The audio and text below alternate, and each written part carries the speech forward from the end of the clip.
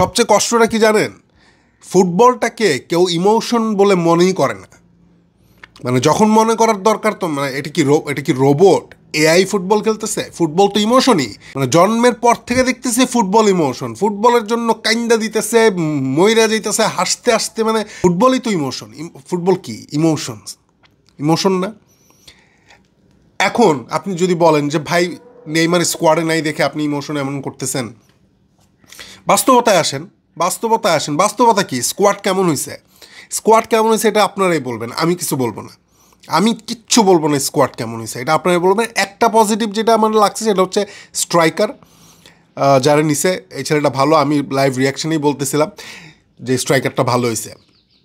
বাকি ব্রাজিলে অনেক ভালো ভালো প্লেয়ার, ফর্মে থাকা প্লেয়ার, পেরেরার মতো প্লেয়ার নাই, স্কোয়াডে নাই। কার্লো বলতেছে কিছু প্লেয়ারকে সে নতুন করে দেখতে চায়। ফাইন, আমার কথা হচ্ছে ফাইন, সবই ফাইন, কোনো প্রবলেম নাই। কার্লো নিয়ে কোনো প্রবলেম নাই। ব্রাজিল, আমি যেহেতু কার্লো ব্রাজিলের ম্যানেজার হয়েছে, উই আর হ্যাপি।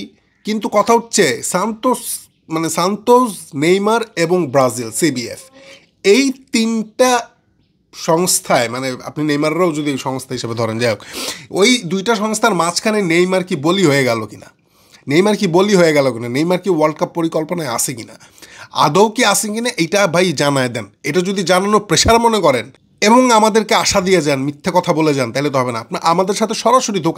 আমি নিজে ফিল করতেছি যে আমার সাথে ধোক। নেইমার ইনজুর্ড ছিল না, যেই 2 দিন নেইমার ট্রেনিং করে নাই, মানে ট্রেনিং সেশনে ছিল না, মাঠে ছিল না, সান্তোসের হয়ে যে ম্যাচটা মিস করছে, এটা তো কার্ডের জন্য মিস করছে। তারপরে 2 দিন মাঠে নাই, ওদিক থেকে খবর উঠছে মিডিয়ায় যে নেইমার ইনজুর্ড, পেশি ফুলে গেছে, এই হয়েছে সেই হয়েছে।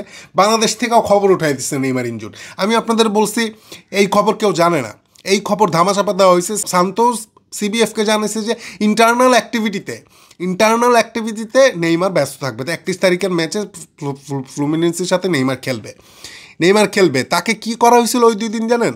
ওই 2 দিন, যেই 2 দিন ও ট্রেনিং সেশনে কেন ছিল না, রবিবার এবং সোমবার, তাকে এক্সট্রা হার্ড, মানে কি বলে এটা, আপনারা যারা জিম করেন, এক্সট্রা হার্ড মাসেল স্ট্রেংথের ট্রেনিং করানো হয়েছে। এক্সট্রা হার্ড, যেটা নর্মাল না, নর্মালের থেকে বেশি মাসেল ট্রেনিং করানো হয়েছে। এক্সট্রা হার্ড, এটাকে কী বলে সম্ভবত আমি জানি না, এক্স্যাক্ট শব্দটা লিখে দিব না এখানে।